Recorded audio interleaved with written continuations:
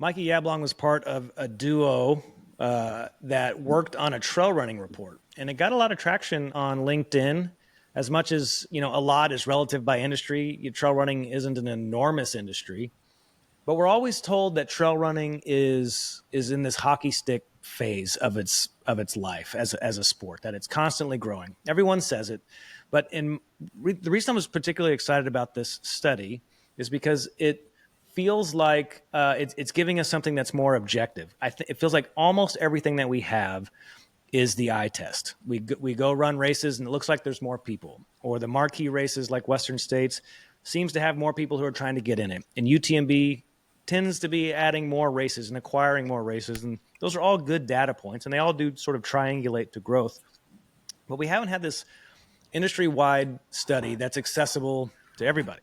And so that's where Mikey comes into the picture. I saw it and I was like, oh, I gotta get this guy on here. I want to ask some questions. This study is comprehensive, and I have not seen anything like it. You're at Dartmouth. You're in this incredible institution, and you're working with another, very capable person to put this out. And you put out a ton of information about trail running. By way of finding a starting point, what's something that stands out to you? What was something that was interesting to you? Like the headline that we put out there is that if you look at everything that trail runners and the industry as a whole, from race organizers to professionals to the amateurs, it generates what we've estimated to be about $14 to $20 billion in total addressable market, which is pretty big compared to some other industries. And for what we think is just a little sport that, not that many people are doing, but is on this hockey stick trajectory. Yeah. And then the thing that I think that really drives a lot of that, which was also uncovered by some of our insights, is like the demographics that it leans towards.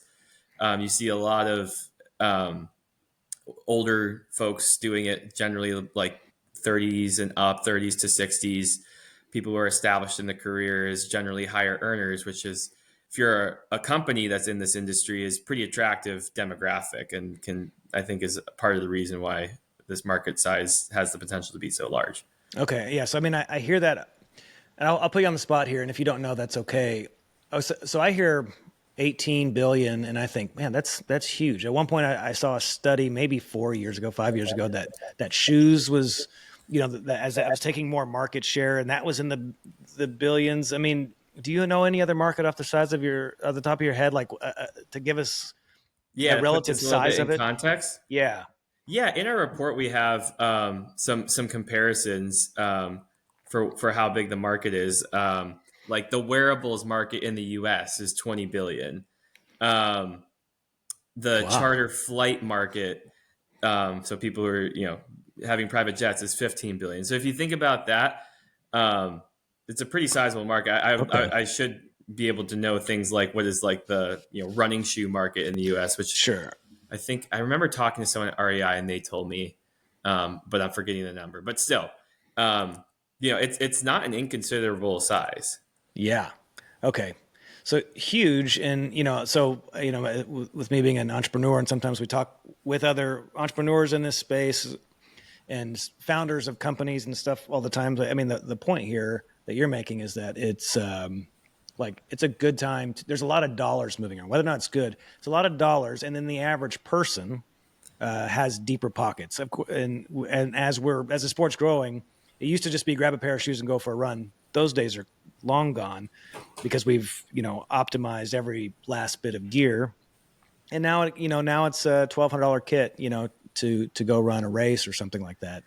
But your research, points to that. It shows the amount of money the average runner is spending. Let's see if I can find it again. Do you remember that one off the top of your head? I don't. Let me see if it's somewhere in my report. Yeah. Okay, here we go. 97%. Let's see. The $340 to $400 was the average spend in 2023. That was the average amount that trail runners spent on apparel in 2023. Does that sound right? Yeah, and that's just apparel. That's not everything else. But that's not just everything apparel. else. I mean, which is crazy because, in running, we're seeing this move, whether it be from Satisfy Running, who's sort of like leading the way, Soar Running, all of these other great brands that are like very expensive. A pair of shorts, 250 euros or $250. Yeah. But these companies they're too young to say that it's working definitively, but Yeah. people are throwing this kind of money around the industry, Yeah, right? you can argue about the price, but there's a reason they're giving those prices. People are paying. It's like, you can also argue about like high race fees, but like you don't have to pay them, but people are, and Right. that's just how it goes. And to be fair, after talking with race organizers, Uh-huh. there's a lot that goes into a race. It's Yeah. not cheap to put on, especially the bigger the race. Yeah. Yeah. I mean, we've had a lot of arguments on the podcast about race fees, like as they're going up and, like what's I mean, my point is always that regardless of how you feel is your exact point. Like there's a willingness to pay and, where supply meets demand, these races are selling out. And so if the average 100-mile race in America is $380, but Aravaipa can get 650 and they're selling out, like, what are you going to do about that? Yeah, that is what the yeah. market's telling It us. just means that there needs to be more races now because there's more people that want to do it. Yeah. Yeah. That's crazy. 14.8 million trail runners in the US. Yeah.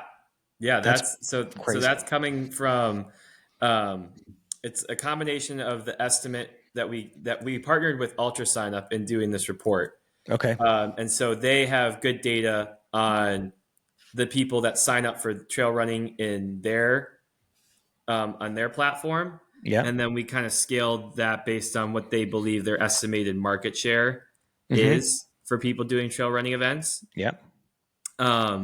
And so from there is how we were able to get to our total number of trail runners. I mean, again, as an entrepreneur who I'm already invested in this space, hearing that number, I think, it is bigger. Okay. But then maybe a question is, it's a silly, simple question. How are you defining trail runner? Because is it someone who just runs on trail once a week, once a month, once a quarter? Is it an identity thing? Like how are we defining it? So we also corroborated our data with the Sports and Fitness Industry Association, or I forget the actual name for it, but the SFIA's, which is a sports industry association, their estimate of trail runners, and for them, I should know the exact definition, but I think it's anyone who's like considered that they've gone trail running in the last 12 months, and whether that's full on Western states or just going for a trail in their backyard or a trail run in their backyard. That is what we're considering to be trail runner. So you don't have to have actually paid money to be in a real race. You could just be someone that likes to go for their weekly run in the hills in their neighborhood. Yeah, I think the mistake that those who are very involved in the industry make is that we define a trail runner often by those who do run a race. And so we look at that market size. Well, you might know it better than me. I was going to say, I think it's like a couple 100,000 that actually run 50 kilometers or longer every year in America. I don't know. Yeah. So on that level, that's crazy. So we have 14.8 million trail runners, but fraction of a percent is actually going out and going further than a marathon. Yeah. And if you look at like if you look at the spend on race events as a total of the trail running market, it's really not that much. It's really like 1%. So that kind of puts a little bit into context. Like this is a big market, but it's not just coming from people signing up from race events. It's everything else around the sport, mainly like gear, shoes, and apparel. Oh, wow. Yeah. Okay. That's a good point. And nutrition. Right. Okay. Yeah. So nutrition, this was a crazy one. Goo Energy accounts for 40% of nutrition purchases for trail runners. So that needs a little bit of clarification. So it doesn't mean that it is 40% market share. It means that because people buy products, like if you look at my like cabinet right now, I've got like 8 different companies in there. Yeah. It means that 40% of trail runners purchase goo. It doesn't mean that they get 40% of the dollars. Got it. Okay. Because it adds up to way more than 100 if you look at the total percentages. So that just shows you that it is the most commonly picked. Yes. Okay. Brand. In that context, I totally agree. Because like if I'm getting ready for a 100-miler and I just know I need variety, I need I'm not going to be able to last my 100 miles if I'm eating the same thing. Yeah. Goo will always end up there. The Goo birthday cake every time is going to be in my pack.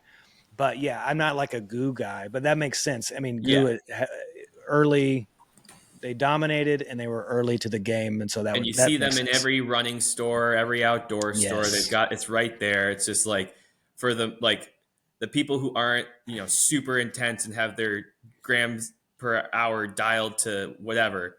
The Yeah. more average person is just reaching for a Goo once an hour or something like, or whatever, on just taking a Goo on their run. Yeah. Okay, I want to give an example of just how far-reaching this research is and why it's so fun, and I'll have a link to it in the show notes for sure. Travel. You say that 47% prefer camping, 42% prefer hotels. So is that within the context of races when they're traveling to race, or is that just traveling to run? This is in the context of going to race events. So it Okay. was more like when you're.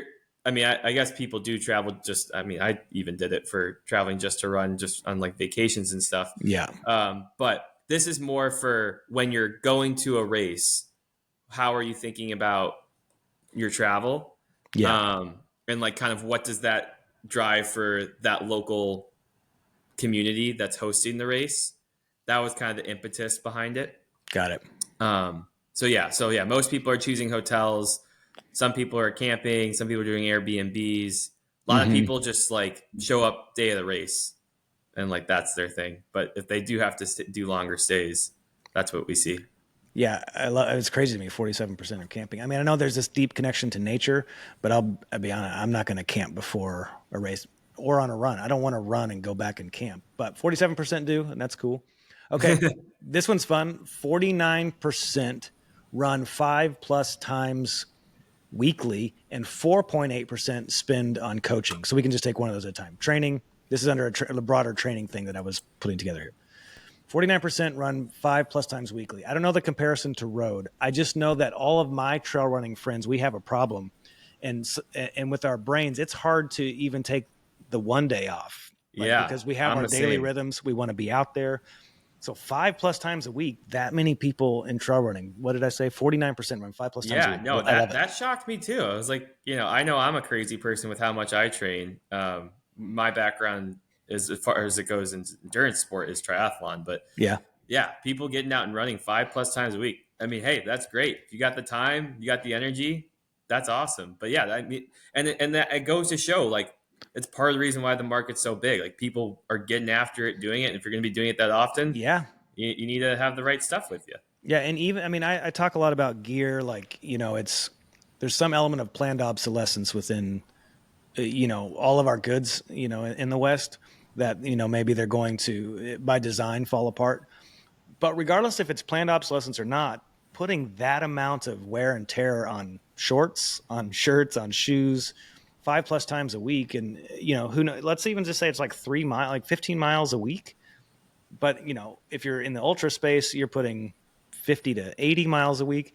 We're buying a ton of gear. That's where all this money is coming from, is because we are legitimately wearing it out. Yeah, it takes up a lot of your time. Yeah. Yeah. It's our part-time job that we wish was our full-time job. Yeah. That's part of the reason why I'm at business school right now, is I can make it more of my part-time job. Okay. Here was an interesting one. So I learned about this. Get a shout out to my friend David McBride. He put it on my radar. Sent me your post. And so looking through it, and some people on LinkedIn had chimed in on it. The gender split came at 50% men, 49% women, and then within that, I'll just talk high level demographics. Mostly 35 to 54, affluent, 22% earned between 100,000 and 149,000, and quite educated. 38% have bachelors, 30% masters. Crazy. Okay. So the gender split, the 50-49, there were a handful of people that didn't love that and disagreed with it. And before I ask you your take, I'm just going to throw out there very elevator version of mine. I don't know how many studies we have like this. I don't know if what we all know and believe about trail running is true. I think we have very clear studies on ultra races, and we can see those being maybe 70-30 men to women, 60-40 in some races. And some races try really hard to get that even split of 50-50. But you're talking about trail runners, those 14.8 million. How did you come? I mean, let's talk methodology. How did you come to determine 50% men, 49% women? Yeah. So this is where we developed a survey that was how we got most of these insights, especially as it relates to the size of each individual vertical of trail running. And so we had a survey of 2,000 respondents. And in partnering with Ultra Signup, who's done surveys like this in the past, they told us that like once you hit a certain like around 1,500 to 2,000 respondents, you've reached a critical mass that's now can be considered representative of a population. And you know, there may be bias in who that survey reached. The survey went out to Ultra Signups on Ultra Signups newsletter. I shared it on my LinkedIn and with friends, and same with my partner Tom. And I think we had some friends who do other trail running podcasts shared it. So it obviously skews more towards trail runners if that's in terms of the demographics that we got. I mean, I'd like to believe that it was pretty fair in terms of who it reached. Maybe just knowing our connections, Tom's and I's, and our backgrounds, that maybe that's where we get some of the more educated and maybe slightly wealthier folks. There might be some bias there. But as far as gender goes, like that to me is like we weren't solving for more men or more women. If anything, we're two males, and that would maybe imply more male connections. So basically, we took those 2,000 plus survey respondents and extrapolated that onto the 14.8 million trail runners, as we thought it was representative of the U.S. trail running population. So that's kind of the methodology behind it all. Yeah, I mean, as I think of, okay, so we talked about this a little bit before, but what I love about anecdotal is that anecdotal is something that happened. I mean, there's value in anecdotal because I saw it with my own eyes. I know it's true, and that's useful. But then if you can triangulate that with something that's not anecdotal, that's more empirical, that's more like, what you did, then you've got something that's really interesting. But sometimes those two things will conflict. But because what I see at a race or what I see on the trail or when I'm running in the forest here in France is different than what I'm seeing in your research. We kind of have to reconcile that and think through that. I love that I have to wrestle through that and think through that. Like that's something that I look forward to doing. I love thinking about that. I love that that's, something that I have to do here when I see this report. And some of the critique was this, that they wanted to then throw the baby out with the bathwater. Yeah. Because of their anecdotal, or I don't want to reduce it to, because I don't know where they're coming from. They just thought, oh, that's not true. This is over. But what I've already learned here is something that's representative in my own marriage. My wife has never run an ultra. She will never run an ultra, but she runs trails. And she's not going to go out and run 60 miles a week. She's going to go out and run 11 miles a week, but she is a trail runner. So I think in my own marriage, it's representative. She's never towed the line. Well, she did Bryce half marathon once.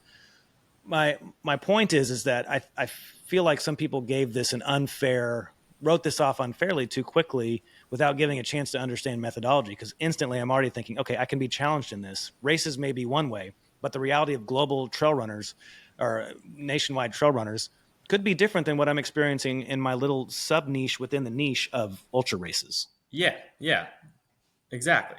You may see, I mean, me coming from that triathlon background, I think I hear that like Ironman events are like 70% male, but like, does that mean that every triathlete is an Ironman and is signing up $1,000 to do a race? No. Yeah. Like there's so many people that do this more, I won't say casually, but aren't going to be spending and doing these ultra crazy long events that still love the sport, and it could be anyone. Right.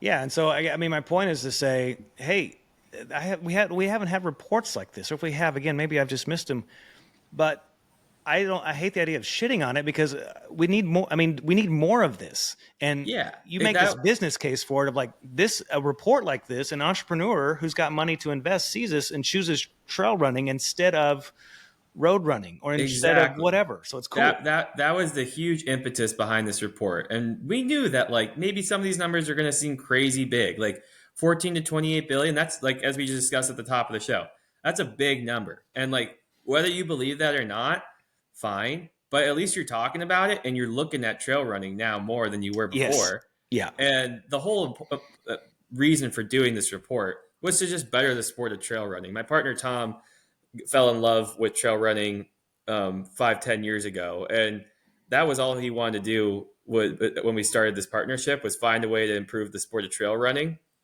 And we kicked around several ideas and we thought, hey, the best way that we think we can start to do this is let's put a comprehensive report that highlights how big this sport is and the opportunity that exists within it. And hopefully there are people that can now get inspired and action on some cool idea that they have to keep improving the sport.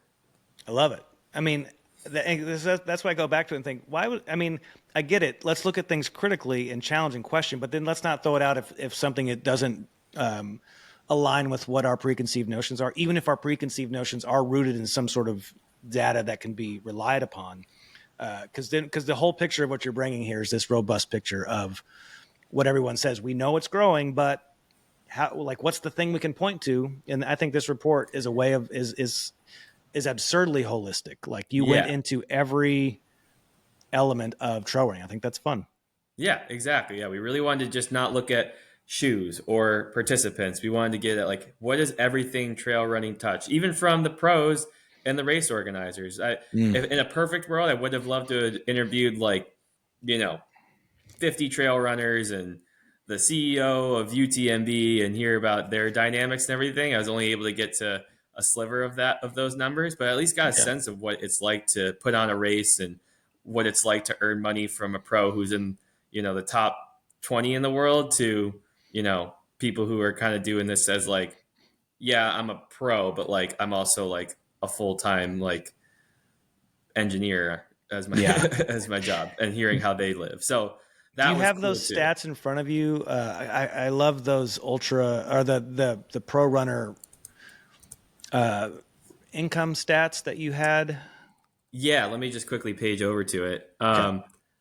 In terms of like how much the average Yeah, person. because I think, those of us who want to see, we often talk on this podcast, we want to see more prize money. It makes no sense to us that there's not more when we love we love Western States, we love UTMB, and we know that if they paid more and if sponsors were able to pay more, that those races are only going to get better with more Yeah, money being thrown in there.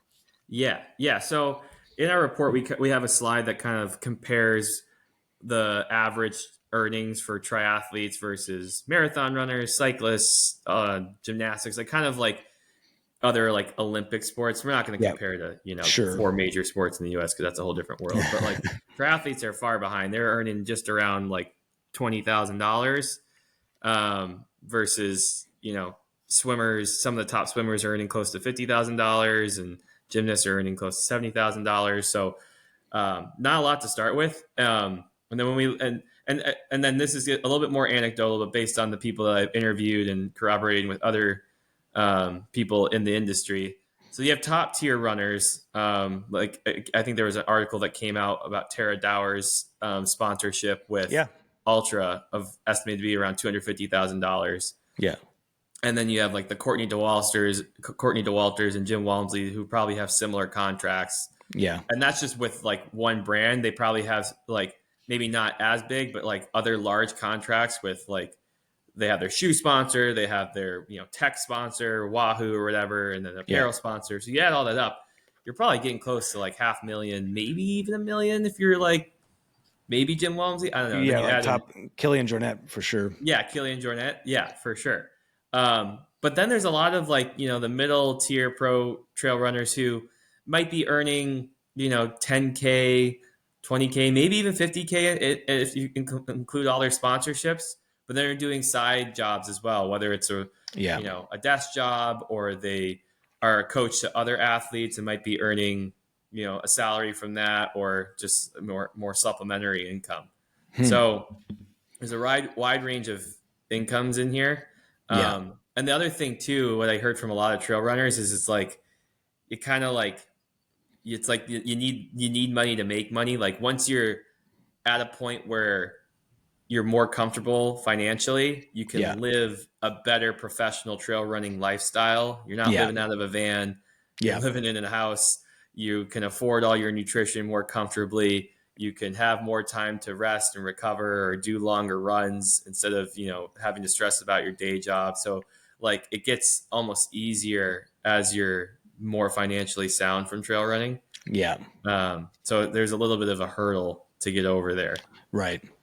And okay, shifting gears as we start to land the plane here, but I'm curious. I can't remember. Do you have a number that aggregates the average spend per runner per year? I know we talked about apparel a minute ago. Do you have the top line number there? Everything all together. Mm-hmm. Let me just quickly try to, do it. I don't think I have it. It's written down in the report, which it Yeah, should but be. But I back of think the if we envelope just here. did, if let's just take the conservative estimate of Yeah. 14 billion and divide that by 14 million. So that's around $1,000 per person, Oh, great or a job. little less than $1,000 per person. I guess could go up to like $1,500 per person a year. Okay, I mean that tracks. I mean, and I know that some of mine's on races, but if I'm going to buy two pairs of shoes, and now with what shoes cost, if I'm going to get a new pack, and maybe a new pack is every other year, but still, like Some of these things you're not buying every year, but yeah. yeah. But if you as soon as you throw events into that mix, yeah, that's. I mean, if you're running Cocodona 250 alone, you're already at 1,800 or something like that. Yeah. I mean that alone, but I think it's easy to forget about these other purchases. Like, oh yeah, I purchased two shoes, but like, oh yeah, I also purchased like shorts in March, and I saw a good deal, so I purchased another couple pairs in June, and then winter's coming, or it's going to get rainier weather, so then I Right. got this like $200 jacket, and like these Right. things kind of add up. You don't always think Yes, about it, and that's it right. might again they might not be happening every year. And then Yeah. nutrition. I mean, for me, like Yeah. food is easily my biggest spend. Yes. Yeah. My cost bucket. Like I go to the feed, and sometimes I get some good deals, and sometimes I'm able to have friends help me out too. But Yeah. yeah, nutrition ain't cheap. Right. I Yeah. was I mean, fortunate. Oh, sorry. no, you go ahead. Oh, I guess one thing that's been really cool about this report is I never really thought about what it would be like once it's out there. I kind of just Yeah. did it because I thought it was a cool project and wanted to do something better sport. But getting reached out by you, and then the founder from scratch, Ian, was kind enough to Nice. um, email me and Tom directly saying, "Thank you. This is a great report. Yeah. And we'd love to send you a little scratch care package to fuel your next endurance event." So That's cool. that was a very kind gesture. The box came in earlier this week with a handwritten note for me, and so That's like, cool. yeah, nice to get some free merch, and scratch is Yeah. great stuff. So I appreciate that. Well, from I Ian. think it can. I mean, I think you've genuinely made a contribution to the industry, the community here, because it's such a passion sport. So many people want this to be their day job. Yeah, And sometimes entrepreneurs just get excited and they jump into things without knowing the tam sam sum, all of those things. And like, so to like when I was building out Wilder and I was putting together, which is my app, and I was putting together investment decks, like, trying to put together a total addressable market on an industry that doesn't have a clear association that's out there putting this information together for you, that you like. It's just hard, but people are still jumping in. And then, so as we get the numbers clear, this is my point. What you've done is given us some more clarity into, feeling more or less, but that's good too, confident in making an investment into the industry. yeah, and that was again exactly part of the reason we wanted to do this, is to have information out there for people to use to pursue cool projects and things that they're passionate about. Well, right on, man. So, Mikey, thanks for joining me. I'd love to have you back on sometime and keep talking. I mean, there's so much in here. So anyone listening, check out the link below and start to consume it for yourself. Even if you're not in the industry, even if you've got a day job in another industry, this is a fun report. Cool to see like check out. what brands are people buying sunglasses from. If you're interested in that, we got to cover that. So spoiler alert, Gooder is crushing the industry. Yeah, people love Gooder. Anecdotally too, I see it. Yes. Yep. All right, Mikey. Thanks, man. Appreciate you. You too. Have a good one. See you.